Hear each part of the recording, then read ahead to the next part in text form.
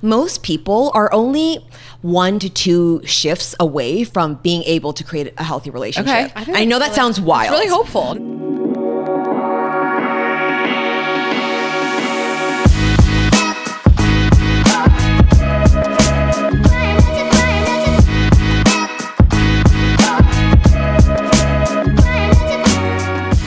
This podcast is a Dear Media production. Hi, guys. Hi, guys. Welcome back to another episode of Girls Gotta Eat. Welcome back. You whipped your head up. You whipped your head. Was I looking down? Like, oh, is that what we're doing now? What? We're recording our episode. I was just, we're doing that. I'm getting settled in. Can't be whipping your head around too much at this age. Oh, yeah. This morning I had a cramp in my ankle and I was like, I can't. It's over? I'm going to go down. I'm going to cancel my just Denver shows. Literally just sitting the wrong way for 5 minutes. My leg is broken. I know. I forgot deodorant today. You did? I just never do. I just feel musty. Sometimes I think I'm better than that, and then I'm like, oh, I'm not. I know. I need deodorant. And I have a travel deodorant and a deodorant that I keep in my bathroom. So it's I've never oh, it's in my suitcase, and it's always in my face is my point. It's always on the counter.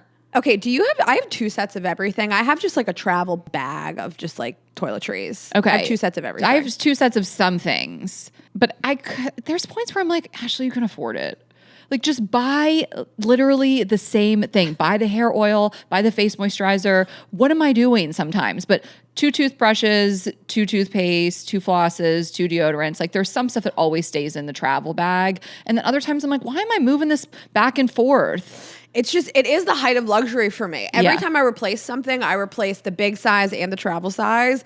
It's that's how I feel I know that I've made it. I don't have to steal toilet paper from my parents' house anymore. Mm-hmm. And I have 2 sets of everything. You and I just travel too much. I can't be unpacking a toiletry bag every time. No, it saves you time. Time is money. Packing is my least. I have a fucking meltdown every time I pack. I feel I'm getting worse. At packing? Oh, I'm getting better. I am always on point with what I pack. You are. It's taking me longer. What do you think attributes to that? I don't know. Being more neurotic? Okay, I am getting more neurotic as I age. Really? Don't pander. You know I'm neurotic. No, I thought you hit the top and you were just there. I can't get any more neurotic. Stop. I thought we were just at the top. I actually think you've become much more chilled out in the last 10 years. I think that you have just mellowed out. But I still fixate on stuff. Oh, you hyperfixate. Yeah, hyperfixate. And so packing, I don't know. I used to be a little quicker. I will say, I genuinely mean this from the bottom of my heart. I don't know how people, and this is such a single person thing to say, I don't know how people pack with somebody else in the house. You and I and Shashank went out to dinner the other night and you were I haven't packed yet. And you guys sent me this photo because you had to leave in the morning. And your bed was covered in stuff and it sent a chill down my spine. I don't know how people pack with when I see somebody in my house, I think playtime. I think drinking time. I think let's be silly. Let's watch TV. Let's take a nap. Let's have sex. I don't think let me buckle down and try on fight. I don't know how you do it. I have to do all the unfun stuff with him. He's there. I don't know. You are so much stronger than me. Brittany wanted it. So Brittany, this will have been a week ago at this point, but Brittany is coming to Denver and Phoenix with me for my shows. And she was Friday morning after Phoenix, I think I'm going to fly to LA to get some stuff done. Can I stay at your place? And I was I have to pack on Saturday. You can't be around for this? I'm not interested in house guests because I come back for 2 days and you and I leave for another 5 days and then I come back for a couple days and I leave for 8 days after that. Oh yeah. No, I'm not open to house guests. Okay, a couple things here. We will put that pic up on the screen. You guys can watch on YouTube or Spotify. It was also a lot of laundry. Okay. So this is really where I get myself into a pickle is where I'm have done a bunch of laundry before a trip and then I have to bring all of the clean clothes are there and then I'm do I actually have time to put all this stuff away and pack? And it is mayhem. Yes. But I guess I'll give you a little insight in our relationship. So Shashank, I guess you'll tell me something. Well, last year, Shashank moved in and then a few months later I started touring. I'm packing all the time. And he will usually lay in the bed and he'll be scrolling or on his computer doing stuff while I am packing. So we're spending time together. There were times where I was coming home, leaving right again. So he helps me pick out stuff. I really rely on him. Show. Oh yes, God, I really rely on him. I do value his opinion for sure, but also just just having something to run stuff by. Like, do you like the way this looks? Like, all I have is my Instagram audience. yeah, exactly. So he is a real value add when I'm packing for stuff. And I really do value his opinion. And it's also just nice to have somebody there to work stuff out to an audience. I totally agree. I do want somebody to be like, this looks good, this doesn't. One time, Brittany and her boyfriend were going to stay overnight. I was in town for one day, and I was like, you can't be here. You can't be here while I'm packing. It's just, when I'm packing for like 7 days, like so much goes into it. I'm having a meltdown. I have gotten a lot better. I mean, I have spent like 4 hours packing. Raina, it's taking hours. Yeah, it takes me hours. To pack, I did that 11-day trip, and the first weekend I was with my family, and then it was New York, and I'm just like, what events do I have? What media stuff do I have? What stuff can I rewear? What stuff am I going to wash in Delaware? And workouts and shoes and jackets. But I brought 3 jackets. Like I just, a lot of jackets. And do you ever do this? I thought I was going to bring my smaller checked bag. It's not small. It's still a big checked bag. And then everything's going in. There's still so much stuff on the bed. You're like, I was sorely mistaken. Then you have to go get the giant suitcase. This happens to me every trip. I hate bringing that giant suitcase. It's 55 pounds and it's really difficult to maneuver. Yeah, sometimes you have a man with you to help you. I guess when I'm on the road, I have a man with me. But I got to do that by myself. It's so hard. I don't know how you do it. Okay, we got to thank our partners. Actually, this comes at a great time. I would love to thank Revolve because that is the only thing I pack. Sometimes when I go to New York, I'm like, I won't even pack anything. I'll just send stuff from Revolve. Revolve, 100%. So thanks to Revolve. Get 15% off your first order at revolve.com/GGE with code GGE. And thank you to Auraframes. Get 25% off the best-selling carver mat frame at auraframes.com with code GGE. Yes, when we talk later about Revolve, I want to circle back to just their incredible customer service. Nothing's better. How incredible they are. Yeah, so I'm curious if you guys like to pack alone or if you like to have an audience. It's hours, and I just used to be so much more willy-nilly. Like, do you remember traveling in your 20s? You'd get home drunk and pack. So I use packing cubes, which you can buy on Amazon for like $20. They're all labeled, and I have like pants, shirts, like pajamas, whatever. I discovered packing cubes a couple years ago. Yeah. And the other day I was going to New York and I was like, I don't have time for packing cubes. And I just threw everything in the bag. How the fuck did I used to do that? Everything is just in the suitcase. Okay. You pull out one thing, everything's everywhere. So this is a major difference between Raina and I. You don't use packing cubes? I don't use packing cubes, but that's not what I'm talking about. I unpack in full when I get to the hotel. And we stay at the Standard. It's a tiny closet. I have figured it out. Like, I know where the shoes go, where every shelf, what hangs. There's not that many hangers. You gamed the closet. The second I get to the hotel, my rule is usually more than 3 nights. I'm unpacking in full. Okay. 3 nights, maybe. Okay. I might live out my suitcase for 3 nights, but 4+ nights, I fully unpack. I move in. I have 2 questions. You more Rena's friend, Ashley's friend. It's crazy because I'm so type A in my house. It looks like no one lives there. I had a realtor come photograph it. He's like, this house looks staged. Like no one lives here. I was like, that's on purpose. That's by design. The way my hotel room looks, if I am there for 15 minutes, I've never unpacked a day in my life. You're lucky if I hang a coat up. It looks like a fucking bomb went off. You explode all over it. And I don't know how I do it, but it's like stuff is everywhere. It's not dirty. There's not like dishes and makeup everywhere. But short of that, there is stuff wall to wall hanging from the ceilings everywhere. Really stresses me out, you guys. Like every time I have to walk into Raina's room, I have to like give myself a pep talk. Like it's gonna be bad in there. It's gonna be triggering. It's gonna look like a teenager's bedroom while they're going through a meltdown. Like, one time I posted a photo of my, like a selfie, and one of our girlfriends was like, whoa, your hotel room. And I was like, that's clean. I think sometimes like if I brought a guy back here, like what they would think. I think a lot of people do this. I think a lot of people check into a hotel room and fucking explode all over it. I can't do it. I keep it tight, keep it right. I unpack. I like to keep it tidy because I don't like to think about what it's going to take to gather all that stuff together and put it back in the suitcase. But I just like to really weirdly like to live like I live at home in that hotel room, and you don't. You're really... you're treating yourself. I fly by the seat of my pants in that. It's crazy because it's so unlike me. But my follow-up question, when you get back from a trip, when do you unpack? Immediately or 3 weeks later. But a lot of the times, which one? 3 weeks is an exaggeration. But it's immediately or could be up to 5 days. Okay. What's the decider? I don't know whether I have the strength. So my suitcase is sitting there now. We got back on Sunday. It's a Tuesday. I'll probably do it tomorrow. Okay. probably a 2-3 day is my average. Toiletries? Like you take those out The of the suitcase? toiletries I take out Where do you put the suitcase? on the floor. Upstairs or downstairs? It's in my bedroom. I have in a your pretty main big bedroom. or your second bedroom? Like in your joint bedroom where you guys Yeah, share? in front of the fireplace. I have that's my side of the room. No, we have a big bedroom. Yeah. When my West Hollywood house, I could not, my bedroom was so tiny, the suitcase didn't fit in the room with me. I had to pack like in the dining room. So I would come home and I would do it immediately. But I've always been this like, I do it immediately or it doesn't get done. And it's going to get done when it gets done. And sometimes the worst is when you have another trip and you haven't unpacked from the trip. Like, and you are like, I have a suitcase on the floor and now I got another suitcase on the floor. This has never happened to me. Okay, yeah, what do you? No matter the time of day, it can be 11 o'clock at night, maybe after 10 p.m. I don't, but I walk in the door and I unpack and I have to. Really? Usually my How suitcase, are we this different with this stuff? I don't know. We do laundry really differently also, which we will circle back to. But like my suitcase is huge. It's 55 pounds and I have to open it up downstairs, take out each packing cube, carry them up in shifts. Oh, right. Oh, you don't carry the suitcase upstairs. No, but like I carry it up in shifts, which is even crazier at like 10 p.m. Yes. No matter the hour of the day, I unpack, I put the stuff in the laundry. If I don't do it the minute I get home, I'm up at like 6 a.m. the next day. And like, I like the ritual of it. I like that it's early in the morning. I put everything away. I do the laundry. I put everything back where it's supposed to be. Put the suitcases back. Like, it weighs on me. I can feel the suitcase in my house. I hate it. I hate that it's sitting there right now. But sometimes it just sits there for a couple of days. I just don't feel like dealing with it. It's not an emergency. I don't really need the But stuff. I trip over it. Why am I doing this? I stubbed my toe before. I don't know.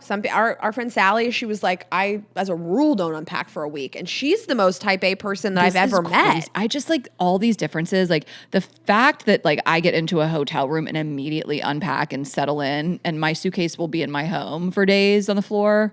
I mean, the way you do laundry also is so different. I mean, I just learned about separating whites and colors. The way I hang stuff to dry, I just throw it over a railing wherever. Sometimes I hang it on a doorknob. You hung stuff to dry. That's an improvement. Well, after I shrunk a $300 pair of jeans twice, and I had to buy it a third time. I mean, I'm exaggerating. It's $258. I was like, never again. Yeah. Okay, that was the thing that rag and bone changed. sweatpant The sweatpant jeans. Yeah, they shrink like crazy. Okay, well, let us know if you guys. I don't even know what this says about us. Like some stuff is type A, some stuff is type B. You know what I'm loving is the TikTok trends of like my type B friend doing something. So 2 that I've seen that sent a chill down my spine were my type B friend painting her room. And it's crazy. She hasn't covered anything. She's just climbing on top of the dresser, like painting. She's like just pouring She the hasn't taped paint. anything off. That's been me before. And then doing her own nails on her wedding day. Actually, I chilled down my spine. Oh my God. I can't imagine. Like, I felt really rushed, and there were certain things I could have gotten ahead of on my wedding day, and it was a regret of mine. And there was some things I was like, I just should have thought of that before. But the nails, to be painting your nails, oh my God! And then like, what if they smudge or they're not fully dry? Like, I haven't painted my nails in so many years. I get gel manicures, but like wedding day, you're painting your nails. Oh my God! I think you did your wedding day right. You were like, I'm going to enjoy this day. I need everything else to be taken care of. Okay, the last thing I will tell you about unpacking in a hotel room is, I don't even know if you know this about me. I don't have the maid service come in if my room looks like that. So I'm not going to set a bunch of obstacles up around the room and make the room gross and be like, you clean it up. Like, I will keep the do not disturb sign on. And you like somebody to come in every single day. Every single day. That's why I'm there. I don't care. It is my best life. That I leave the hotel in the morning and I go work and like clockwork, the bed is made. They don't have to do a lot. Like the room's pretty clean. They make the bed. They might replace some towels and take the trash if there's any trash. And like, that's it. I think I'm a pretty quick turn on the housekeeping, but that is one of the reasons I'm in the hotel is for the housekeeping. The first thing I do every morning is make my bed. Immediately, no matter how tired I am, instantly make my bed. A hotel, it'll never be made. I didn't used to care, and now I really care. And like really nice places that do turn down service. I'm like, why are you in here? Oh my God, to to come be in back here. after a full day and the bed's been made again. I'll go 3 days without maid service. Rita! I know where you're paying. Day 4, you got to get you run out of towels. Well, again, to your point, like you're paying a premium to stay anywhere in New York, for example. Okay, I'm going to tell you one final. Well, this isn't like about travel, but this was the impetus for me doing this. Okay. I am so excited to announce this. I put a privacy screen on my phone. And I can't believe I've lived 40 years rolling around just letting anybody look at my phone. It's crazy. It's so crazy. So this guy that I've been traveling with for my tour, he has a privacy screen on his phone, and we sit next to each other at the airport a lot. I know, and I'm like, I want to see what's on that phone. Yeah. I love seeing what's on everybody's phone, but I've been like, maybe I should get one. Like, that is pretty dope. I'm sitting next to a person, I can't see what's on their phone. What a nightmare. Yeah. And then what a nightmare for me. But then I was on the plane the other day, landing at JFK. I was so hungry, so I'm like perusing Grubhub to see what I should order. And I'm looking at the menu for Pura Vida, and this woman next to me goes, "Are you gonna order some food for when you land?" And I was like, "Oh my God, fucking look at this. So weird. None of your business. Who let you do this?" And then I was like, I let you do this. I let you have access to my phone. Still out of pocket. It was a crazy thing to say to a person. But reading my texts over my shoulder in private like a normal person, but I would just... The run is over. Yep. No one's going to look at my phone. And I thought that it would make the screen dark. It doesn't. But if you turn the phone even at an 80-degree angle, you cannot see it. And what are people doing rolling around letting people look at their phones? I mean, I am very mindful, and I will turn the brightness all the way down. And I really am not just rolling around, like texting all willy-nilly, looking at my phone. Like it's on my mind, but it doesn't matter. Like someone can still really see. It's crazy when someone's like, for an example, in the seat in front of you on an airplane, and you can just read their text. You and I have done it to people on flights. Yeah, if you know the lore, this was 2 years ago, and this guy sat next to me texting with it appeared to be ex, head down for 2.5 hours. And Ashley and I were riveted. And I only got like a few pieces, and she was with somebody else. Like we shared this whole story and like as much of it as we could. He was so hot. It was crazy. Remember went to the bathroom, he cried? Oh, yeah, went to the bathroom. He came back all glassy-eyed. But I can't believe I've just been rolling around like this. Yeah. I just suggested other people. Well, honestly, I suggest no one else do this because I would like to look at your phones. Exactly. I know. Why are you even promoting this? It cost me $7. Yeah. And I'm just like, I feel like I'm a different version of me. I'm just like, you can't see this? Yeah. Ha ha ha. Okay, so we have Amy Chan today. Such a wonderful episode for you guys about dating. We've done breakup stuff with her before. We can't wait to get into it. But I do just want to take a moment to share that my special is coming out this week, Thursday. It will premiere on YouTube at 8 p.m. Eastern, and it is going to be an interactive experience. So I will be live in the chat, as long as you guys are nice to me. And I'll be in the chat if you guys aren't nice to her. Shashank's going to be fucking kill you. No, you guys are the best. So I'm just so excited. And I've talked about this. I don't need to talk about it too much, but I just really am excited for this premiere and to finally put it out into the world and have you guys see it. And then it will be on Prime Video May 1st, if you want to watch it that way, in the US only. But I really want you guys to watch it when it premieres. And it's going to be really fun and really exciting. And I have to tell you, I got this DM, and I'll try to read it without crying. Oh my God, stop. I'm all right. Every time you talk about it, I'm going to cry. And she said, "Hi, Ashley. I live at the Delaware beaches. Shout out to Delaware. And there's a big group of girls here who would love to organize some sort of event where we could watch your special on the 30th. And I feel like it obviously needs to be at the Starboard. I don't know if this is something you could help us organize, but I think it would be super fun to promote it there." Like, I guess I hadn't really considered that. Like you mentioned a couple weeks ago in the snack, but like I hadn't considered people like making it an event like this and getting together to watch it. And it just like brought tears to my eyes. And if there's something official that happens at the Starboard, I'll let you guys know, or I will have already let you know. But I'm going to look into it for them. I'm like, I want to be there. I think about all the messages that we get constantly. I'm a day one listener. I've been listening since 2018, 2019. And you guys have been together 3 years now. And like, I think about all the people that have been on the ride every single week from like the day one of your love story, from like meeting him and him coming to your birthday and him becoming I still remember like the episode you're like, I don't know what to call him. And I was like, that's your boyfriend. And then like you getting engaged and you moving in together and like all these special moments that like our audience has been along the ride for. And I hope you guys have watch parties. I hope you theme it. I hope you guys wear your old wedding dresses and your bridesmaid dresses and theme it and make food and just like invite your friends over and have a special night. And I think the world just needs like comedy and laughter and excitement and happiness so much. And it's so funny. It's so personal. It's so special. The way that you shot it is so beautiful. And I'm a part of it. There's some special parts and there's some footage in it. I'm really excited for people to see. And it's really amazing. So I hope you guys like make a big deal out of it. And I hope you guys like Instagram story and tag us and do a whole thing. And it's just, I remember when you and I during COVID were doing these virtual shows and people would have watch parties. And that's where Shashank first saw you for the first time. Crazy. Yeah, he first saw me at the 2020 holiday show. Thank you. I love you. Thanks for saying that. I get really excited about it. I didn't even say it's called Here Comes the Bride. So yes, and it is like a wedding theme, and you guys will see. And like Raina said, that would be so special if you guys want to do theme parties and watch parties. And we are only successful because of you guys. We like are very aware. Like, we have the best audience in the world. We appreciate your support so much. Like, we only get to do this because of you guys. Like, I only get to do the special because of you guys. I only got to tour because of you guys. Rain only gets to tour because of you guys. We only get to do the show and have 2 episodes a week. And we're just so lucky. And I really appreciate the support, and I appreciate in advance and anything you guys want to do. I'm so honored and humbled if you want to share it and you want to get in those comments early, and it will be successful because of you guys. Like, it will only be successful because of this audience, like the way they respond to it early on, and whether that it takes off or not in certain types of ways. Like, a lot of this I've done on my own, and it has been challenging, and I feel really accomplished. And I just want to, again, like I've said, get it out to as many people as possible, but just our audience is, you're the most important. And so thank you. And I can't wait for you guys to see it.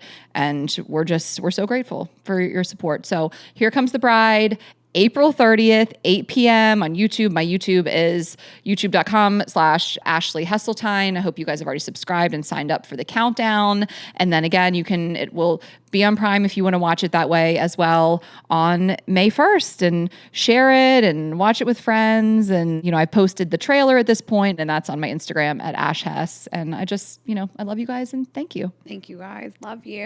Yeah. All right. Okay. I guess we have to thank our partners now. Let's thank our partners. Okay, I'm telling you guys about Aura Frames. We have Mother's Day coming up. So this is the way to upgrade from whatever you usually get your mom. Let's say you get her flowers. That's me. I'll admit it. I'm a flowers person. So think differently this year and get mom something she is going to love. So we love Aura Frames. These are digital frames. They have free unlimited storage. You can preload photos before you gift them or ship them. Personalize your gift. There's a beautiful gift box included, premium packaging, no price tag. And you are going to set them up in your home, and there's going to be the photos. You can add videos to it. It edits them. There's some editing features that just help it look perfect, and lighting and cropping and all of that. It is the top rated app. Reached #1 in the App Store on Christmas Day in 2025. What a flex. So these are incredible. All our families have them.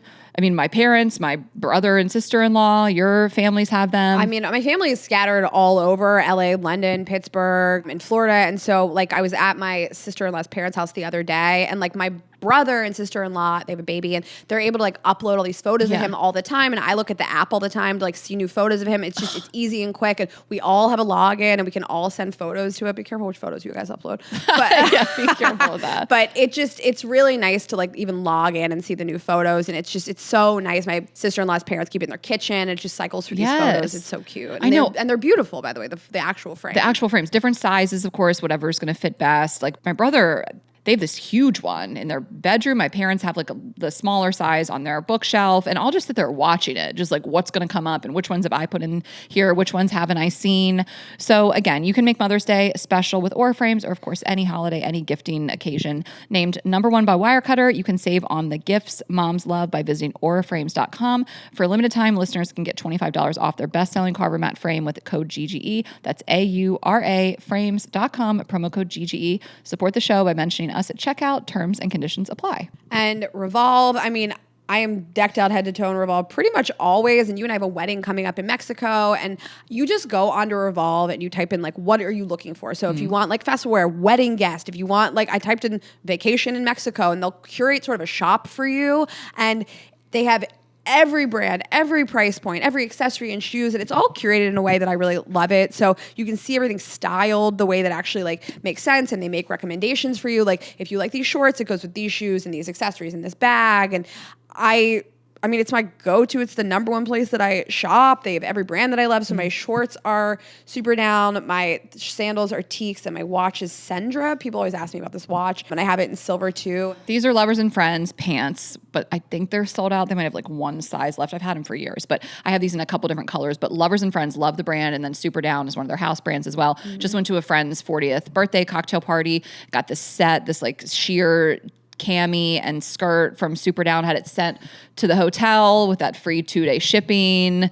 And then I had a customer service issue where like this jacket had shipped and I was like, oh, can I grab them and get it shipped to New York instead of getting shipped to LA? And it had already shipped, so they couldn't do it, but they responded so quickly. They wanted to try to make it work. Like they just are responsive and quick and the best customer service. So if you guys want like activewear, if you want cute sets, I'm shopping for wedding guest outfits.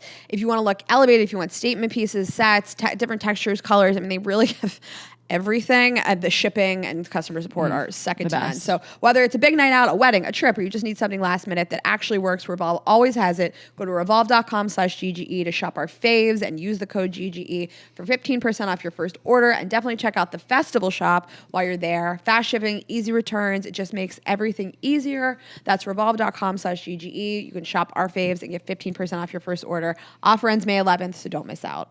Okay, let's get into it. Okay, guys, we are very excited to welcome back a good friend of ours and a recurring guest. She is a relationship coach who uses her science-backed insights and expertise on love, heartbreak, and emotional resilience to encourage people to heal and date smarter. She is the founder of Renew Breakup Bootcamp and the author of the best-selling book, Breakup Bootcamp.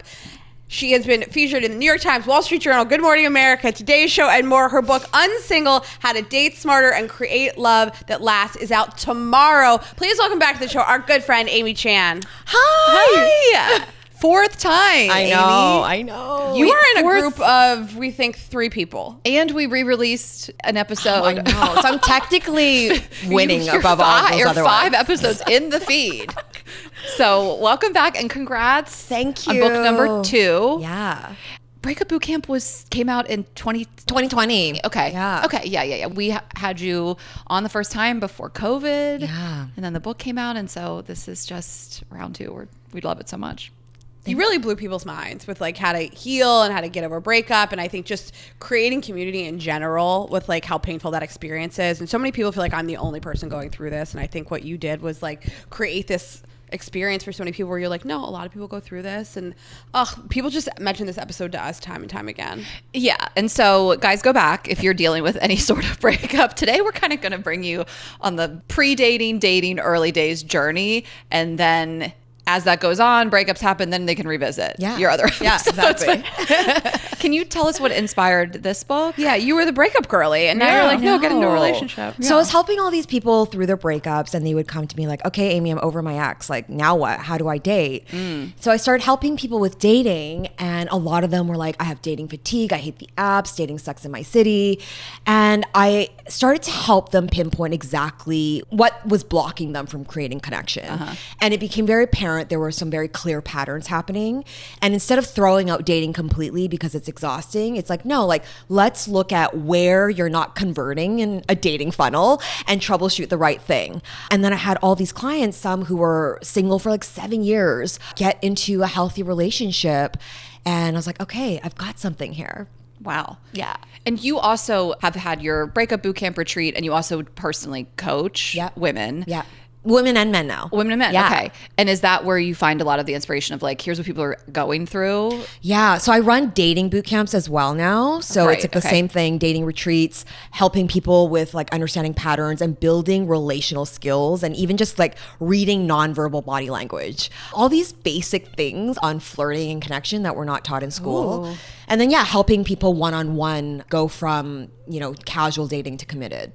And you are in a great relationship yourself. I am. We were just dating when I first went to the podcast at your apartment. That was like, I was like maybe a few weeks into my relationship. With Paul? Yeah. Yeah. Yeah. I just met him. She was like leaving to go have dinner with him. Yeah. In 2020? Yeah. That was Paul? That was Paul. And you guys were asking me. I'm like, I don't know. Yeah, it seems cool. Because then during COVID, you guys went to Vancouver. We were only dating for 6 months when COVID hit. Okay. Yeah. Oh my God. I know. Why am I like that? Did I know this? Anyway, we love Paul. Yes. He's wonderful. And you guys live in Vancouver now. Yeah. Yeah. Okay. So like when you're coaching people and they're like, okay, I feel like I'm healed, I'm ready to date more. Something you bring up in the book is like, people are like, okay, how do I find more dates? Yeah. And that you sort of like hit the pause button and you're like, let's work on you a little bit first. Right. And something you also say in the book is you could skip to chapter 10 about how to attract more people, be more magnetic, maximize the amount of dates you go on. But you really start with like, let's work on you first before let's go on a date. Let's find more people. Yeah. So let's talk about that a little bit. And do people push back and they're like, no, I don't want, I just want to date. And then you're like, no, okay, I want to hear how this goes. Yeah. So a lot of the times people are like, match make me and like tell me how to get that date. And I'm like, before we do that, like I could put the perfect person in front of you and there will be, maybe you'll go on a few dates, but it's going to end up in the same result, which is failure. Right. And what's causing the exhaustion is people are working harder using the same strategy that doesn't work. And they don't see that they're just spinning around. So most people are only 1 to 2 shifts away from being able to create a healthy relationship. Okay. I know that sounds wild. It's really hopeful. But No, it's like that thing that they're doing on repeat that they're typically not aware of. So like, I'll just give you an example. Like I have a client turned friend. They gave me permission, by the way, Okay, to love talk that. about this.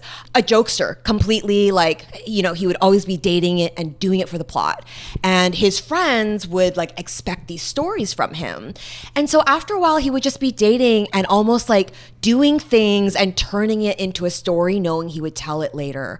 And he would never let anyone go beyond that surface, right? Like that humor was almost his crutch, the door that attracts someone, but he couldn't hold on to a connection. And so we worked on like, okay, stop talking to your friends about it. Yeah. And then how can you actually reveal a little bit more about yourself, even though it's so uncomfortable? Like that guy's living in Colorado and he's married today. Oh, Yeah. okay. It is just like seeing something through a different lens. Yeah. Like I'm dating just for the plot. I'm dating for the stories. Who cares? Because something crazy might just happen and actually not giving somebody a chance. And so I did some coaching with you and I did it inspired by another person that you coached who's our friend Sally, and she works with us on Vibes Only and she's been on our show and she is so wonderful and in a really healthy, amazing partnership with a partner that we love. And she told me how great it had been with you and how you'd helped her with this dating funnel, which we'll talk about. And I was like, great, I want to work with Amy. And you and I sat down and I was like, great, let's talk about how to find more dates. And you were like, let's pause and talk about like what's been going on with you.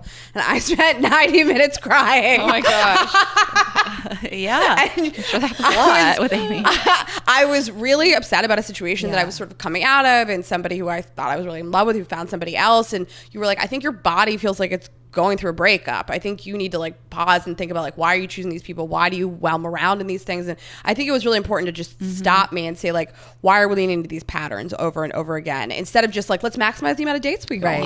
Yeah. Do you see any common themes with women, for example, of the patterns that they are stuck in? I think it really depends. So something I'm seeing a lot with women right now is the over-icking. I think it's great that we're now like all about raising your standards and empowered women. That's amazing. But we've kind of almost overcorrected to the point where everything is an ick, right? Yeah. Like they wore sandals to the date. What an ick. Actually, that was me. So bad. First, I was like, actually, that was like, I'm not proud of, like, back then I was like, oh my gosh, I'm so picky. But like, yeah, I icked a guy because he wore sandals on our date and I never saw him again. I was like, ugh. There was nothing wrong with that guy, right? It was just like a way of thinking of these things that actually don't matter if you were to go on more dates, right? So like someone wearing sandals on date 1, that's 100% of your data points on that person. If you had 100 dates, that would be 1% of your data points. Will you care that much? If they're kind and loving and funny and caring, like you won't. I was with a friend, my friend Kelly, who's also been on the show a couple times, and she does coaching and tarot reading, and she's just seen so many women who are really incredible, where she's like, I have no notes. I just, it's tough, and I don't have all the answers. I'm not a licensed therapist to speak to certain things, but her pattern is just like these wonderful women and a disparity in the wonderful men. And that could just be a doomsday outlook, but we will discuss kind of how to maximize today. But are you seeing that too, where you're kind of like, ugh? I am seeing that, and I don't want to be like lower your standards. No, for sure. It's just understanding the difference between your preferences and your deal breakers. And I do find that some of my female clients, they think that there is these deal breakers. Like the guy has to make this amount of money, right? Like I had one who's like, they have to have X million of net worth because I have, a lot of money. I'm like, but is that really that? Or do you need someone who's generous and that you can have, a good lifestyle together? And she's like, oh yeah, you're right. So like, it's not really $10 million in net worth. And so I just like, I think that people need to, men and women need to evaluate like what actually matters when it comes to a long-term relationship. And there is research that shows what doesn't, which are shiny qualities like height, jawline, if they like skiing, and what actually does help a relationship become happy and stable, which is how well do you handle conflict together? How committed are they? Do you feel appreciated by them? Those are the things that are going to be the glue when that chemistry fades. So let's talk about identifying your patterns, because I like what you said earlier where you're like, some people just like with the same information, they just keep re-immersing themselves going harder. It's just let's maximize more dates. And I do think at some point that can work. You can go on 25 dates as the same person. Somebody will be happy with your brand of whatever it is and be with you. You can do that. But if people really want to work on themselves, like how do we identify the patterns that exist? So in the book, I talk about the dating funnel. There's 5 stages. And on the very top stage is prospecting, and that's lead generation. I always say you should have 3 sources of lead generation. So if you're doing online, great, but I would add something where you are doing something that you're actually interested in, whether it's a run club or pottery, whatever. And you'll see the same group of people over a period of time. Are you saying lead generation? Yeah. I am. It's really funny. No, I know I've had sales jobs before. Well, it took me a minute because I was like, I heard it, but I was like, I love that jargon. I like how you talk about it as a business, and we talked about this on the show before. Like, why do we not apply the same strategy to dating that we do to everything else? It's so funny because like I feel like Raina was like, Ashley's going to need clarification. Yeah, lead gen. I had lead gen meetings like every other day at Amazon and Groupon.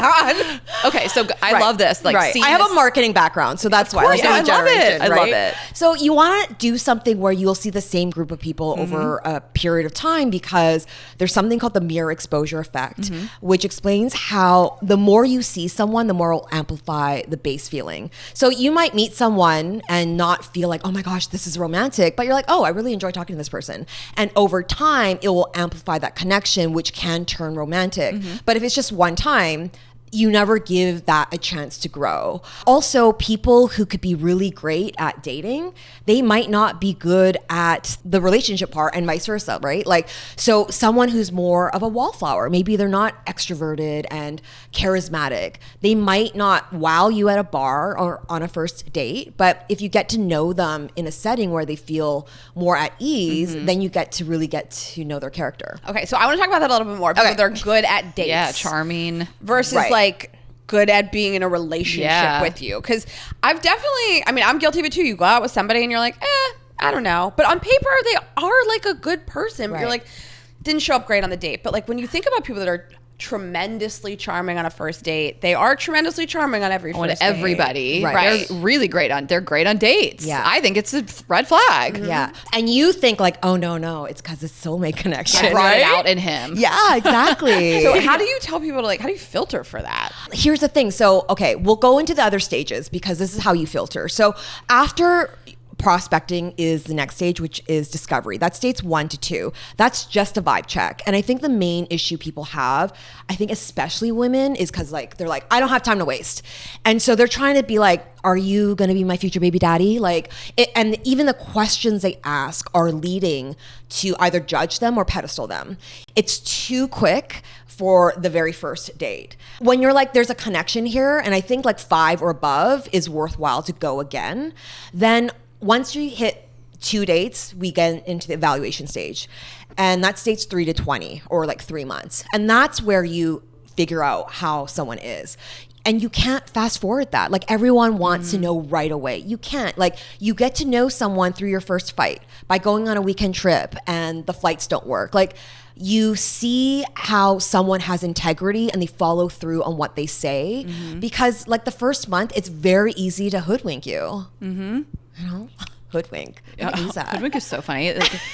But Ja Rule tweeted that out about Fire Festival. He said, I too was hoodwinked, bamboozled, and led astray. I haven't heard hoodwinked since that famous tweet. I mean, some people would say even 2 months. You know, you can really, how it depends on how good you are at it. Right. So here's also something interesting. It's not in the book, but it talks like people who have ADHD, the way that they date is also different. So their reward pathways and circuitry is different. So when they are excited about someone, they almost want to blow their dopamine load all at once. So they have the urge to text, to see, to call. They'll do all of it, right? It's very exciting.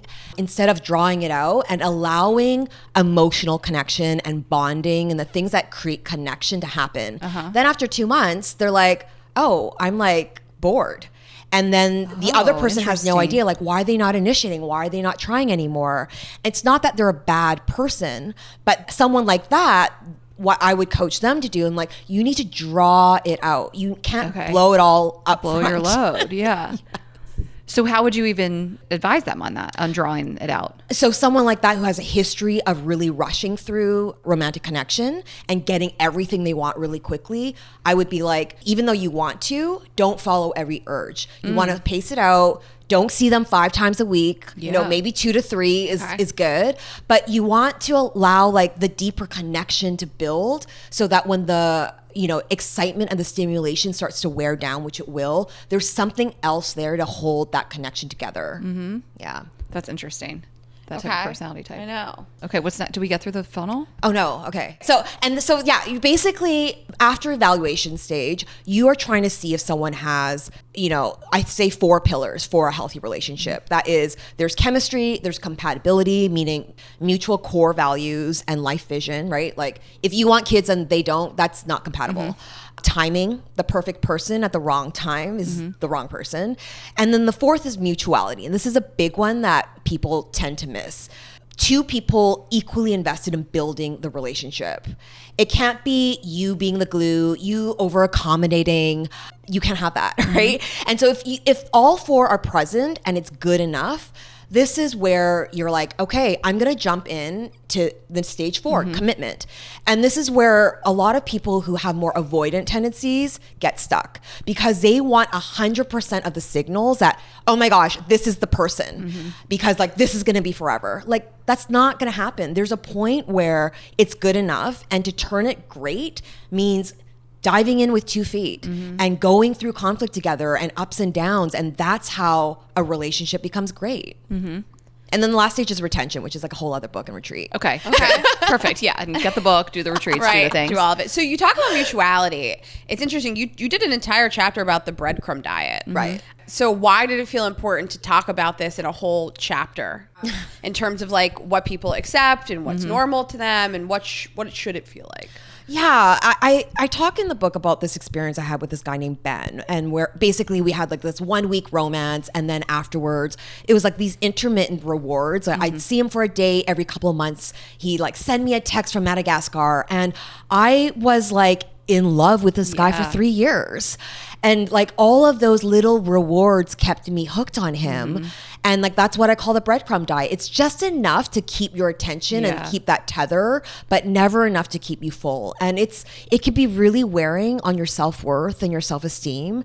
And you're basically in a relationship with someone who's not in a relationship with you. Not at all. And then do you feel like people romanticize that? Like he called or he did this, or I don't know. You have like a fake love story in your head that it may work out eventually. And then this is just that journey to get there. And you almost find romance in something that's not romantic at all. Yeah. And here's like the terrible thing about our psychology. The more obstacles are in your way for this love, the more it makes you want it. Which sucks. Like, why did God create us like this? I think it's a pretty common experience. Yeah. And so like the inconsistency actually makes you feel more hooked.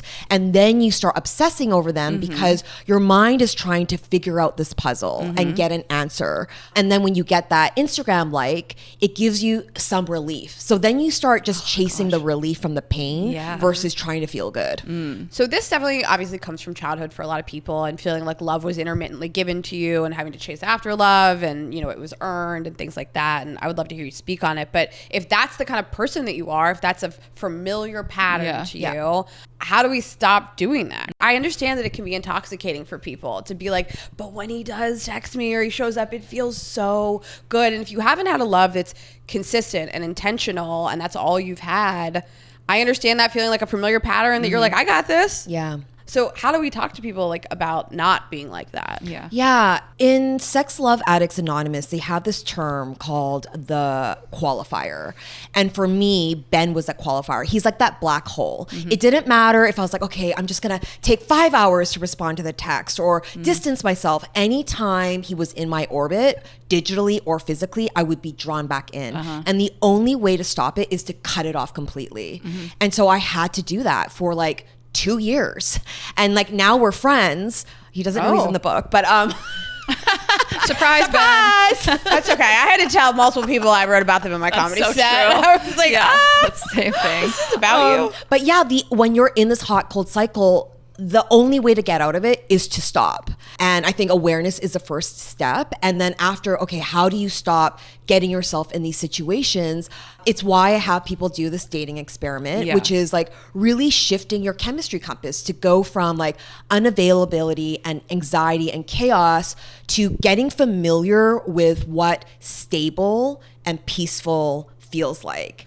When you say what stable and peaceful feels like, internally or with a partner or both? With a partner. So Okay. you can't go from 0 to 100. You can't go from going for unavailable people to going to the most loving person, because you'll find that loving person boring and you'll reject them, right? It's just like if you've never had Chinese food, I'm not going to start you at duck feet, right? Like I'm going to start you at fried rice, right? And then once you like fried rice, I'm going to introduce, I don't know, green beans with garlic. Like we kind of like almost exposure therapy you to Chinese food until it becomes more familiar. Same thing with availability and kind What does people. this look like? Seeking them out for dates? Like how does it just play out ideally? Or walking away from people quicker when you sense it.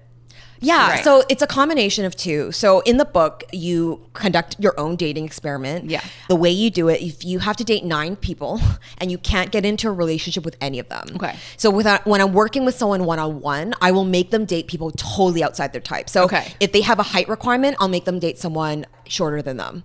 If a lot of the guys who have an age requirement, I'll make them date someone 10 years older. And what happens is when their homework is they can't get in a relationship with them, they're like, okay, like I'll do it. And stakes are low. Stakes are low. They're more present. Like I'm just going to get to know this person. Love this. What happens 80% of the time with my one-on-one clients, they end up getting into a relationship and they're like, I'm with someone I would have never given a chance to. Shocker. Yeah. That was the goal. Yeah. Sally did that. Like Sally met Joff on date number 2. I was like, you can't get in a we relationship know. with him.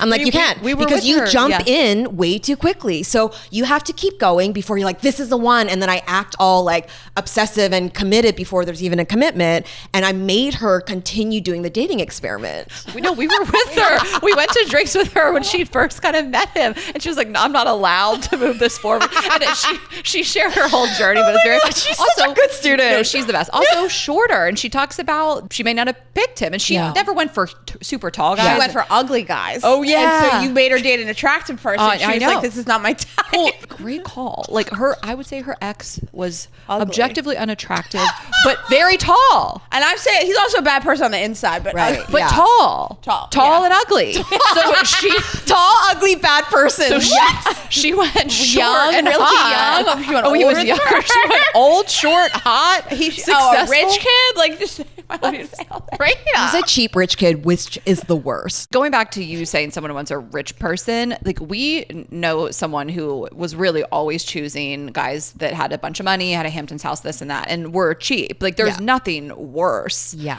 You don't want someone broke, especially at a certain age, but generous is where it's at. Yes. For sure. Yeah. You said something in the book that really resonated with me about talking about people that are emotionally unavailable. My mom said this to me a long time ago. She said, it doesn't matter why people do what they do.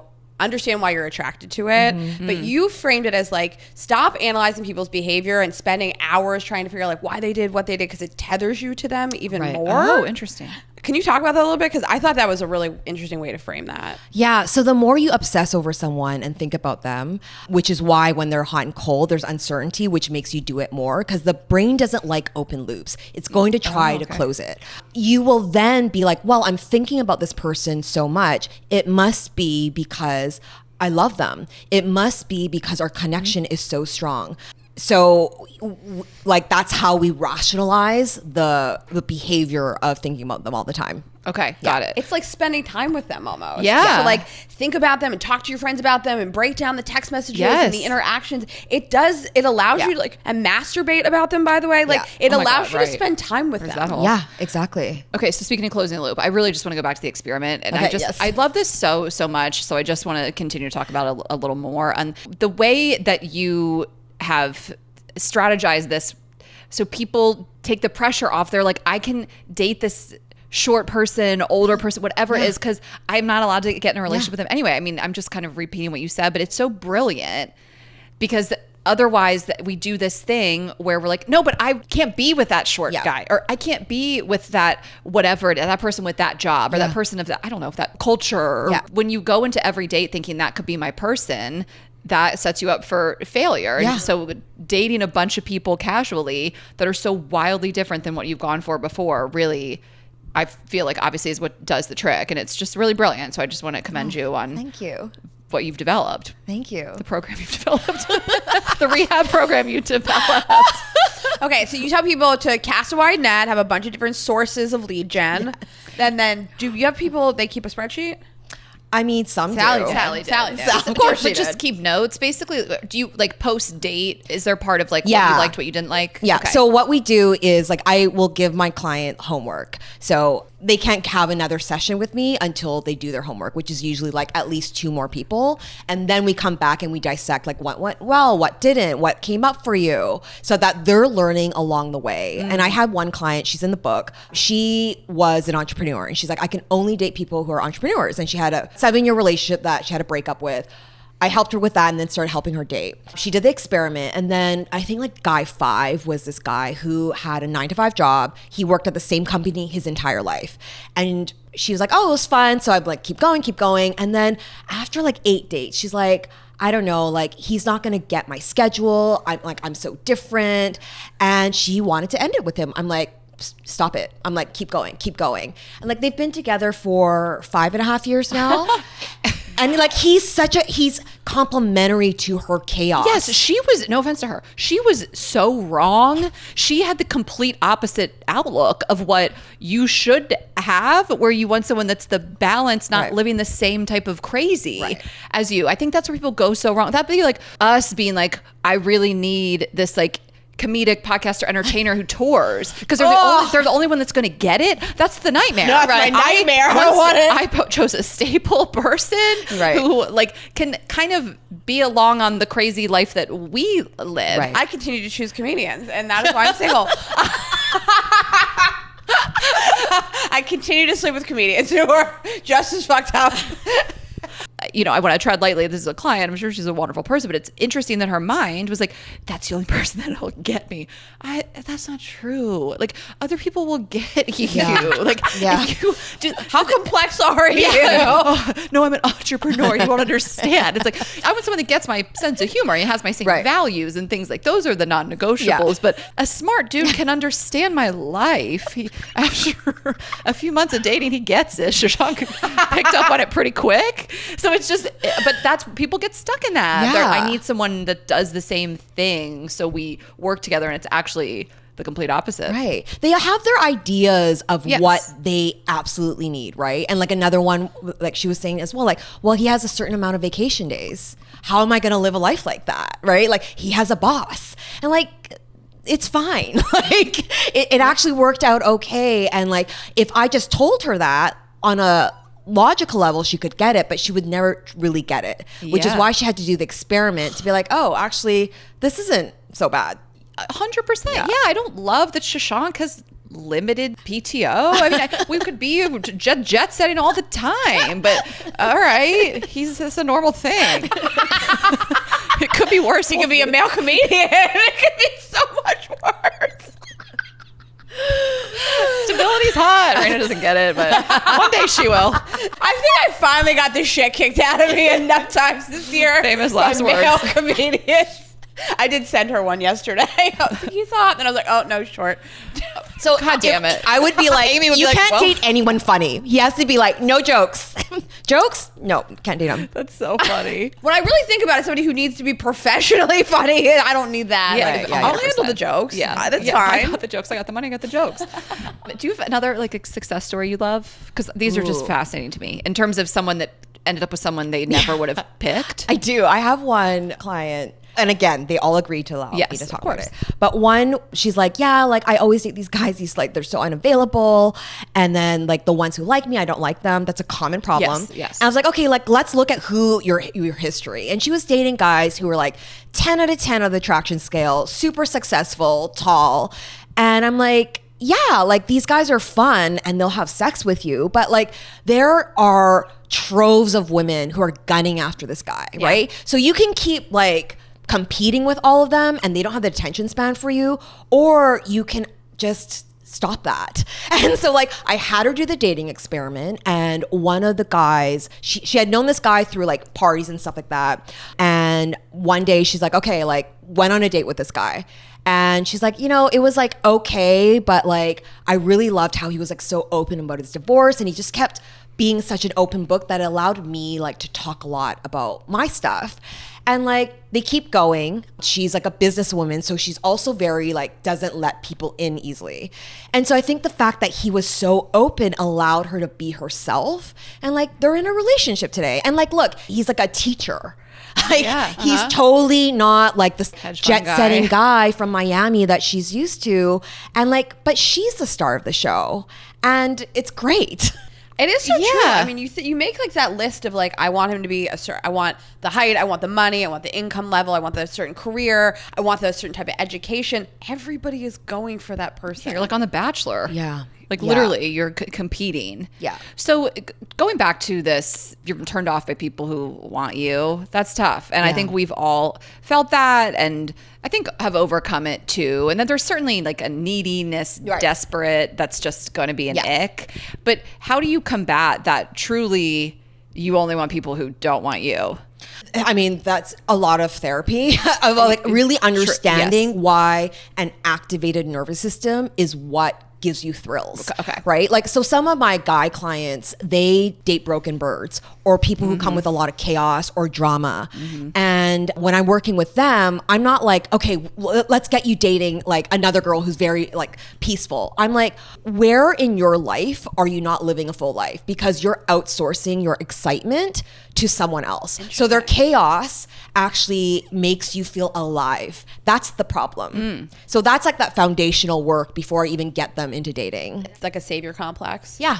I think we assign that to women a lot, but men really have this. I know we never talk about this as much because we also want to think like just women are wonderful and they don't need saved and all that stuff. And like, but I see this with guy friends that like they always go for a like broken, insecure woman they want to fix. Yeah.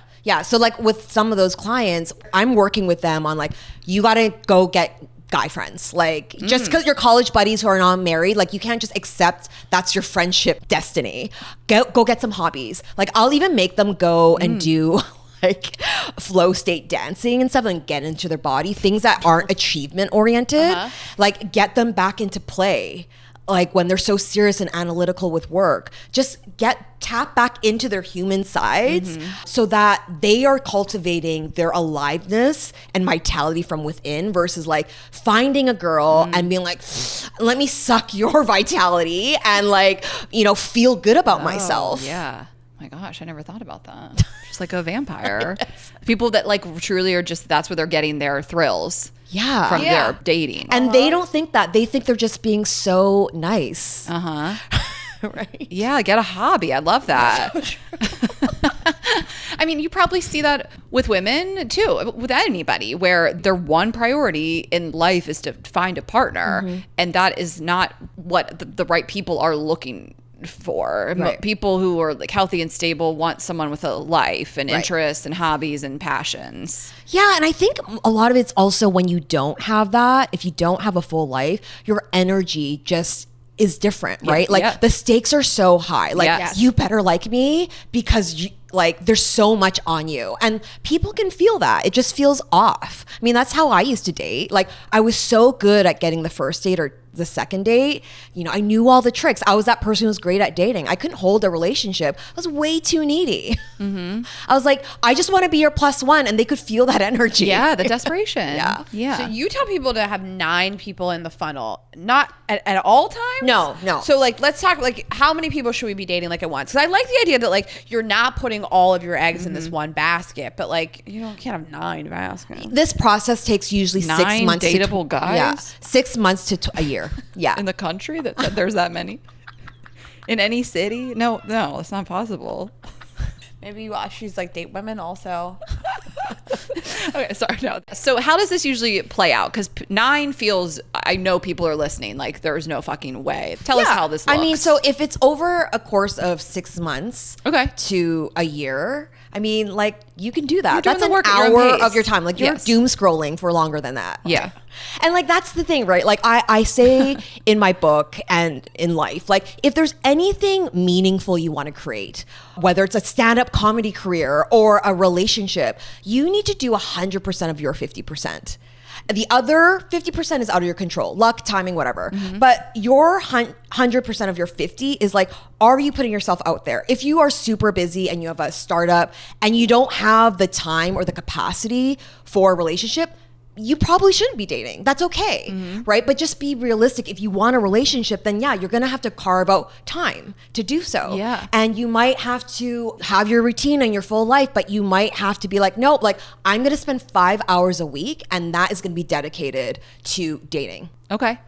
And then when you are working with clients and they're doing it and they're going on the dates, what would you say how they're finding these people? Like, is it just such a mix of app versus whatever club they might be in versus being set up? I mean, are you just like, I don't care? I don't care. Okay. Just have 3 sources of lead generation. Okay. And I'll give them ideas on that. Yeah. But I will also help them with what I call green lighting. Okay. So green lighting is like a state of being in the world where your signals is like, I'm friendly and approachable versus like, if you come up to me, I'm going to fuck you up. Okay. Right? Like, and like being aware of what is the energy that you're emitting. And the first thing I'll have people do is I'll have them do experiment for 7 days. They have to make eye contact with everyone they come across with on the street. Yeah. And they have to hold gaze. And even when they're getting their coffee, they have to make eye contact and like make that person feel like the most important person in the room. Okay. And what will happen is people who are typically used to not being seen, they'll start responding to you in a positive way. And you're basically learning the art of eye contact, which is the beginning of flirtation in a low stakes environment. Yeah. So that when you are at the party or the event, you're just kind of naturally doing it. Okay. Yeah. So when you talk about the psychology of being magnetic, Yes. and that's like halfway through the book, like, is this where you kind of start? Like, I was thinking about the person you said hadn't been in a relationship in 7 years, which is probably pretty rare, but not completely uncommon. And if somebody's like, I don't even know what to do, is Yeah. that like an exercise you? Yeah, you I would work suggest? on the basics of like sometimes like I can't make eye contact, like it scares the shit out of me. Then I'm like, okay, we have to work on these things. How do you actually have a conversation that is engaging? So it's like a back and forth versus your tennis ball machine and you're just shooting tennis balls at someone who hasn't picked up a racket. Are you sometimes talking to people and you're like, oh, I get, like, do you have to tell people gently, like you interrupt a lot or you dominate? Like, are you sometimes meet with clients and you're like, oh, if you're doing this on a date, it's off-putting? Yeah, there's that. There is this all the time. I'll look at their dating pro. I'm like, this doesn't look like you. Right. Like, you should actually look better in person than in your photo. Totally. Because the worst thing is it's disappointment, and like the shock of disappointment is what someone doesn't bounce back from. So like if you're bald, but don't pretend that you're not. And then you show up and you're bald. Like that gap where they're like, oh, you're not going to recover from that. Disappointment, and also depending on how big the discrepancy is, dishonesty. Right. I feel like that's the number one way to make sure that you have a disappointing date and you never see that person Totally. again. Right. But the over filtering of the face is dishonest. Yeah, Yeah. it is. So, are there other ways to be magnetic? we're so often concerned about like what we're doing to be magnetic and to be likable, but really it's about how you leave people feeling. Okay. It's like people are really just in their own world. So if you are the type of person who can ask questions and be present, and again, like make that person feel like they're the most important person in the room. And this goes across, not even just in relationships, this is a life skill of being actually curious about the person, having them self-disclose because that gives them dopamine. That will make you more magnetic. Asking questions. Well, I know, Raina, because it's interesting because I feel like Raina is so good at that with anybody, like friends, date partners, you know, but then what you fall for is when people like ask you questions because it's my love language. When somebody allows me to de-escalate and they're asking me all the questions, I'm like, how quickly can I get my clothes off? The way you are, and you are really curious and you really like to get to know people, but like, do you really enjoy it? Or do you actually just want to talk about yourself? I really just want to talk about myself.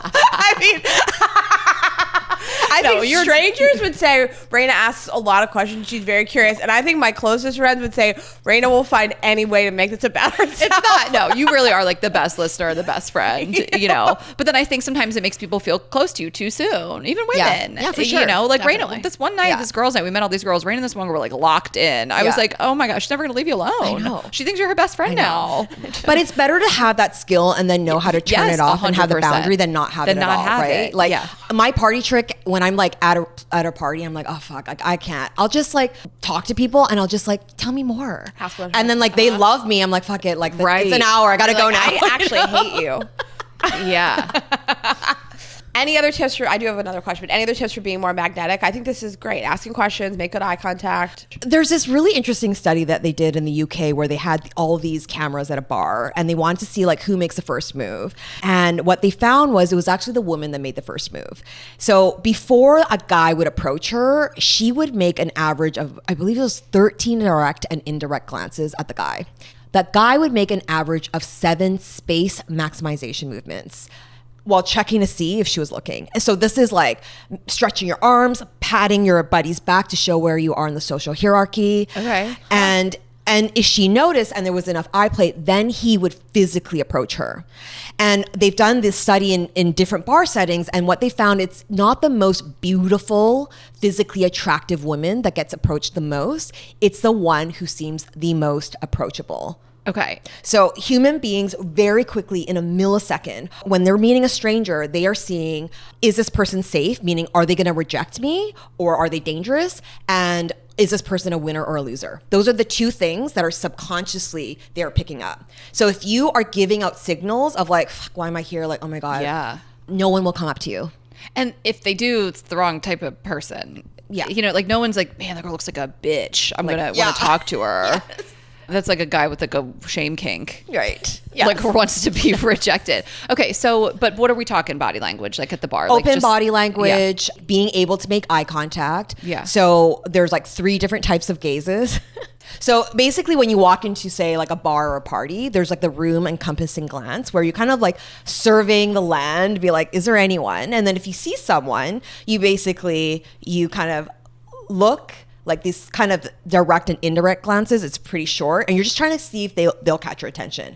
Once you notice like, oh, they're kind of looking at me back, then you want to do the longer glance. So you kind of hold eye contact. And like bonus points if you can hold eye contact and then have a slow earned smile. Okay. And it activates something in the other person subconsciously of like, oh my gosh, like I'm special. This gaze is for me and the smile is for me. And that will start creating the interest for someone to want to talk to you. Okay. I was interested in the stuff you said guys are doing.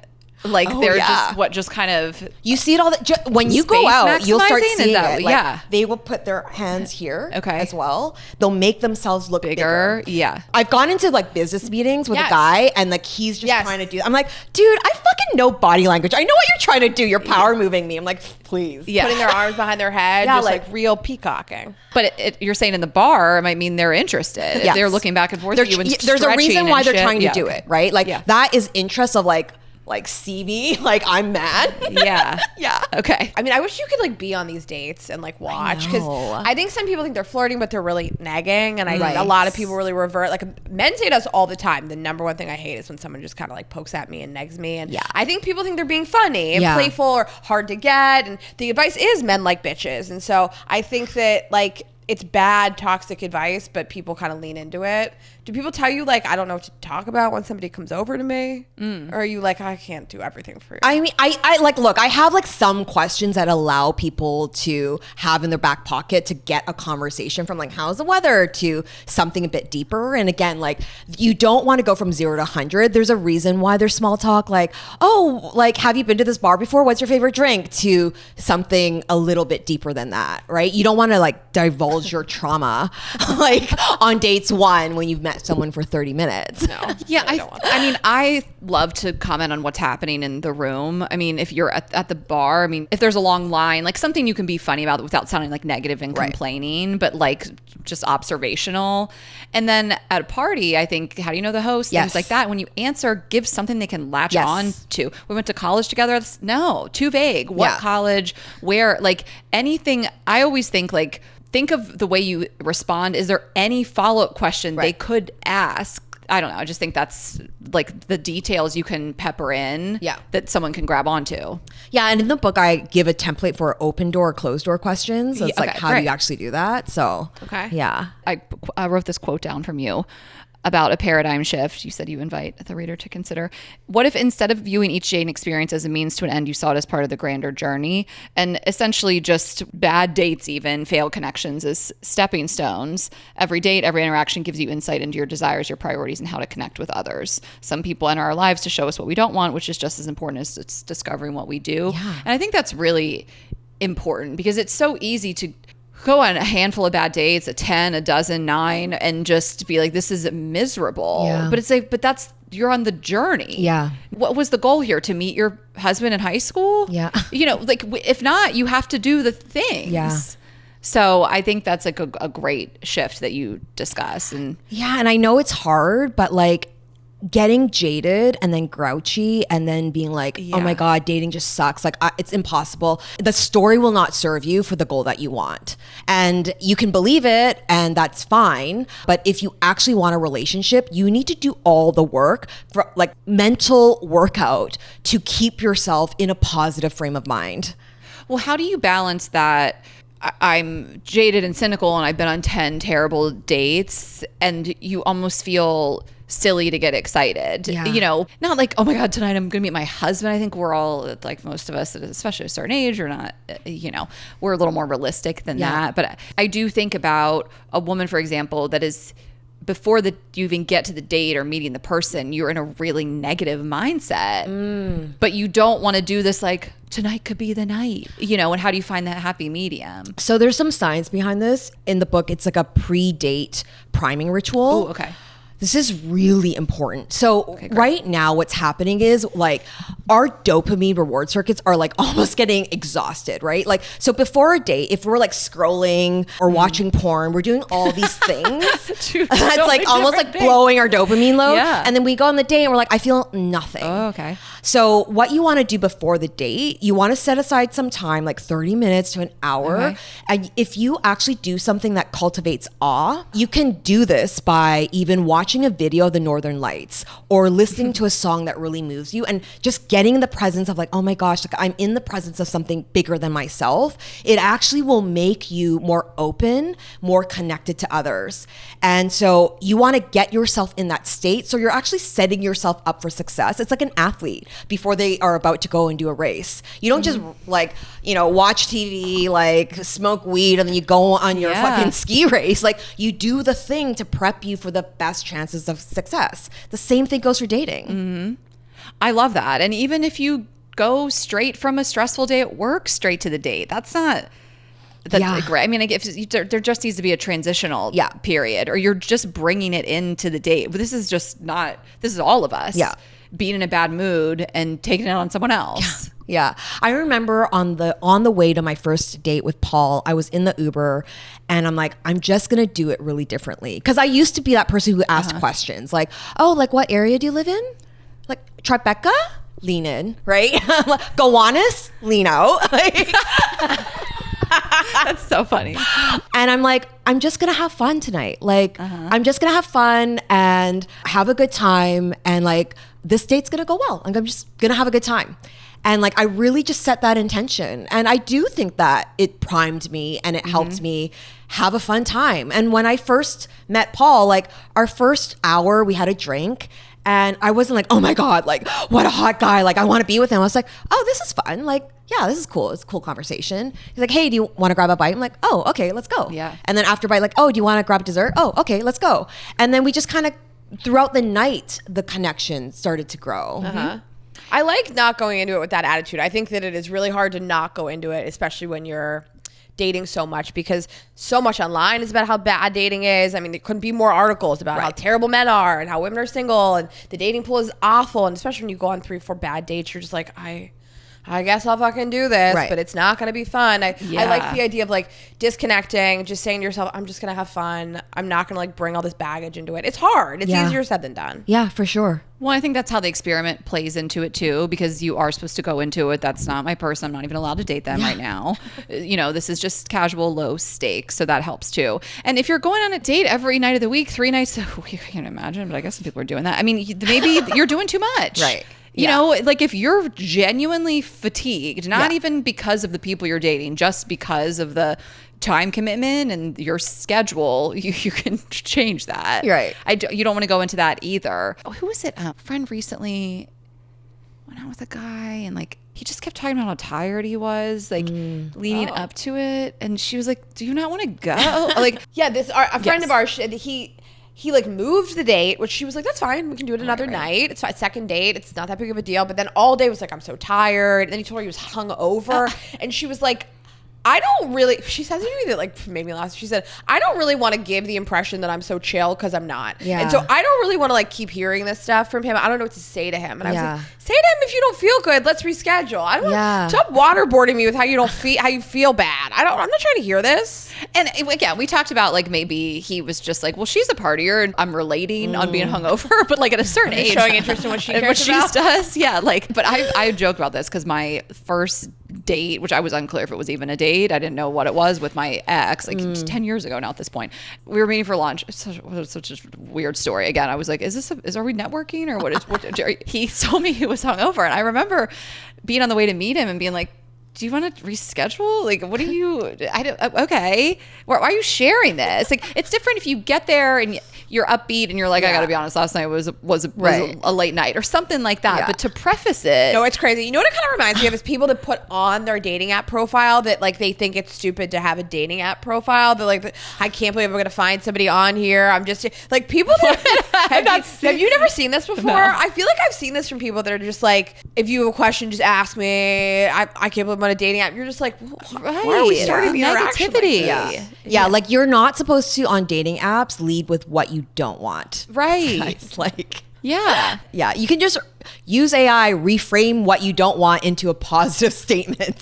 That's so true. Is that something you need to you work with clients? Like, or do you pick up on like an overall cynicism, negativity that needs to be shifted? Yeah. So like I'll pick out the pattern. Like it's human beings are pretty predictable. So I can tell what people's things are. Yeah. Right. Like I have one client, I'm like, oh, like you keep shooting way too low. And that's why you date these people that treat you like crap, because internally you don't actually see how you are on the outside. Like you're operating from like a low self-esteem world. And like her experiment was, I'm like, you need to go and approach a guy that you think is outside of your league. Oh. Right? And then I'll have another client. I'm like, you are not interested in people. Like you're the type of person who's like looking over the shoulder. Like this was a friend turned client. I'm like, you don't ask questions. You don't care. And so we worked on that first, and it actually changed her relationship even with her employees. And like, she's a likable person now. I'm like, before I'm like, you weren't that likable.